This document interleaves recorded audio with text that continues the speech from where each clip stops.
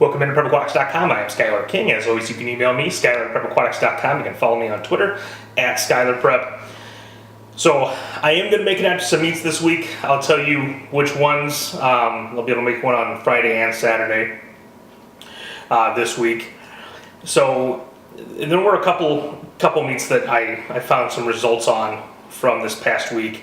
Although there were a couple that you probably had some good times if you were out to see them.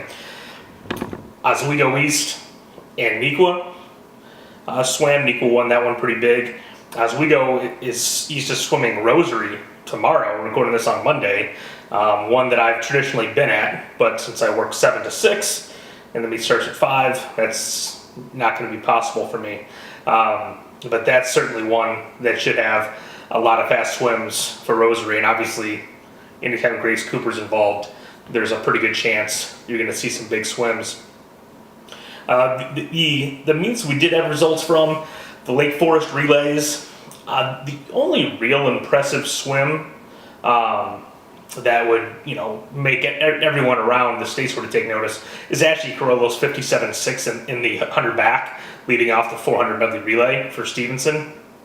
Vernon Hills, I thought, in terms of who had the most good times, looked like the best team there. Stevenson won the meet on depth. Evanston was second. But, Casey Craffey had some nice swims. Drew Peter, same thing. They definitely look like the team still that's more of a state team than anyone else that was at that invitational. And Lake Forest, we'll get some more detailed results on them because they swim New Trier on Friday. That is not what I'm going to. I will be on New Trier Saturday to see them swim LT in what's a revenge meet for New Trier after LT beat them last year, and so I expect that to be a good one. LT is the other team we have some results on. They had an inter-squad. They also swam Naperville North, and nothing outrageously good out of LT, just solid. I think the most impressive time I saw on LT was at their inter-squad meet, and they had Callahan Dunn anchoring a medley. They got beat, and she split 23 on the end of it. Of course, that's not a relay she's probably even going to be in at the end of the year, but it shows you that she's got it in her when she needs it, which is why I'm excited for this upcoming Saturday at New Trier. She went 155 and 512 in the 2.5, which again, it doesn't necessarily mean anything for the long term. That was against Naperville North, the 155 and 512. But I did predict that Dunn would be moving from the IM to the 200 free, and so it certainly doesn't make me want to back off that prediction at this point. And I think that Dunn and LT in general is capable of a lot more. Gannon 58.8 in the fly was a solid time. I just think that we can see a lot more from Prendergast. I think we can see a lot more from Dunn individually than what she showed against Naperville North.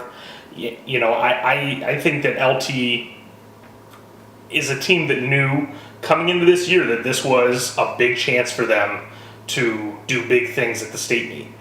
And I expect them to perform like that throughout the year. And New Trier's got a lot back, and I hope it's a really tight meet and it comes down to the 400 relay. I mean, that's ultimately what it's all about. When you're in season, just seeing who can rise to the occasion of the competition. And those are certainly two teams that could be competing for a trophy over a 400 relay swim come Saturday at the state meet. And for New Trier, one of the reasons I really wanted to see this meet and see him early is because is there anybody that's emerged for New Trier as a major point scorer outside of Casey Venn? We know what the divers are going to do, but that's a one event impact. There's not a second individual event. There's no impact to the relays. I want to get a look at at their star freshman, the younger sister of Ryan and Patrick Gridley, and see how she shakes up their lineup. Certainly it frees up Casey Venn in these dual meet situations, and potentially long term at state to not have to swim the breaststroke on the medley relay. Gridley had a really good summer. Coming into her freshman year, had some really big swims, both at JOs and then at junior nationals, and one more piece for New Trier to build towards a potential trophy, and I'm excited to see what else she can do. I'm assuming we'll see her in the IM, but that I haven't seen her put together like a proven impact second state swim based on seeing her club results. So that's something I'll be looking for, because if she can be a double scorer, that's something that could put New Trier over the top when trying to compete for that trophy. I don't know that anybody else that's competing with them for second and third place have a freshman that's going to come in and immediately put up individual points, or even really be able to. And so that's a big pickup for them. And New Trier is always so good with their depth and during the season, that this is just going to make them even tougher in dual meet and invitational situations. But for me, it's always a look towards the end of the year. Does it free them up to do something different with their lineup that makes their relays even better? If she can hold down that 50 breaststroke spot, and there's no guarantee that she's going to be a good enough sprinter that it makes sense for them to pull Venn, but I think there's a pretty good chance that she's going to be. And then Venn can be on 2 free relays, and they can still get her a second individual swim if they want. And I'm not sure what that would be. I don't know if they want to stick with her being in the IM like last year, if they think that's worth it. Or maybe even, again, I suggested in the preview that maybe Venn will go 3 relays this year. It's nice to have options, and that's something New Trier certainly has. Friday night, I'm going to check out Evanston and Loyola, and see, really what's there. I was thinking about going to New Trier, Lake Forest, but I don't need to see New Trier 2 days in a row, especially since the LT meets when they're really gonna have to put together a good lineup to be competitive and try to win that meet. Whereas Lake Forest, they wouldn't really have to do that. Loyola graduated a lot of talent, and Evanston brought in a huge freshman class, and it'll be interesting to see what kind of impact those girls make in their first traditional meet. They were of course at that Lake Forest relays, which is it's kind of hard. You have to kind of piece everything together to really get a good grasp of what their lineup would be like. Obviously not everyone's necessarily swimming their event that they would fit into in a traditional dual meet, traditional invitational scenario.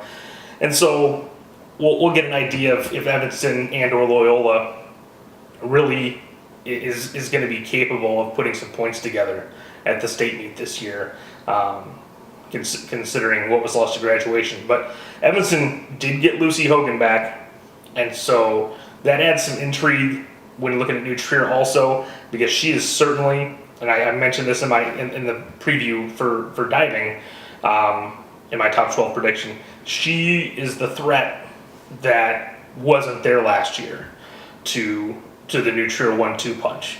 And she's definitely capable of winning the state championship, even though we did see Creed beat her head-to-head 2 years ago. And it's definitely different than the club circuit.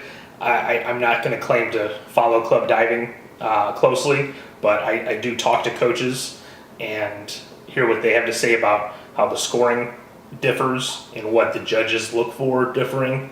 And so for Hogan, she might have to take a few meets to recalibrate what what the judges are looking for, which she can only do what she does, it's hard when you've done it as long as she has to start worrying about different things within a high school season when you've spent the last year and a half just going to club competitions. But it should be fun to see her back and mix things up in the hierarchy of diving in the state, because coming into this year when we didn't know that Hogan was going to be back, I really felt like it was going to be a formality that New Trier was going to get first and second again. So we're going to wrap it up here with a shorter show this week, since I didn't actually get to go to a meet. But next week we're recapping 2 meets that I actually went to, and looking forward to yet another week where we're hopefully going to see a lot more swims out of some invitationals and whatnot going forward. There isn't really a big invitational this weekend, which is why it made sense for me to go to the LT New Trier Dual Meet, which I am excited about, to see 2 top teams size each other out. As always, you can email me, SkylarPrepAquatics.com. You can follow me on Twitter @SkylarPrep, and we'll be back next week breaking down week 2 of this high school season here at PrepAquatics.com.